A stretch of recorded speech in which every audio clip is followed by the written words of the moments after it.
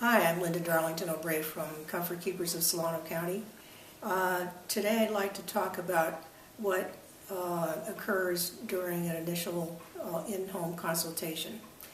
After we've talked with the potential client on the phone or their representative, we at the office talk about the potential needs and caregiver for this particular situation. So we already have an idea by the time we go into someone's living situation what might work for them.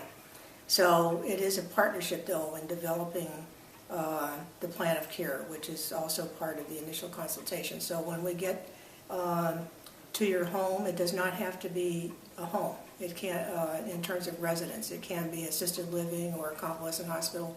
So I'm using the term where you live as that. So we can see from our standpoint where our caregiver is going to be working, as I mentioned, and you can see us. So that's a lot of what goes on. We sit down and review the information that we've gathered in the initial conversation.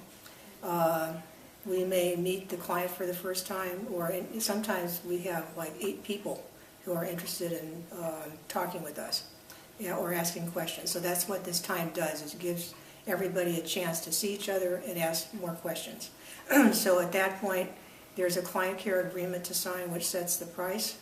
And then there's a plan of care that is, again, unique to the client.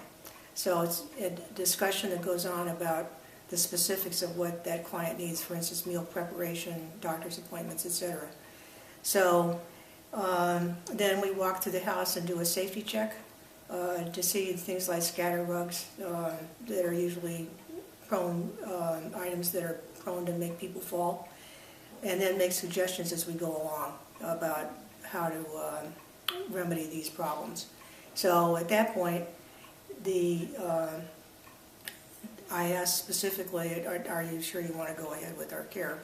And the answer is yes. Then we come up with a schedule. So the other part that is important here that everybody knows that we do answer the phone 24/7 for clients and for caregivers. So we try to minimize any problems that can occur, any schedule changes.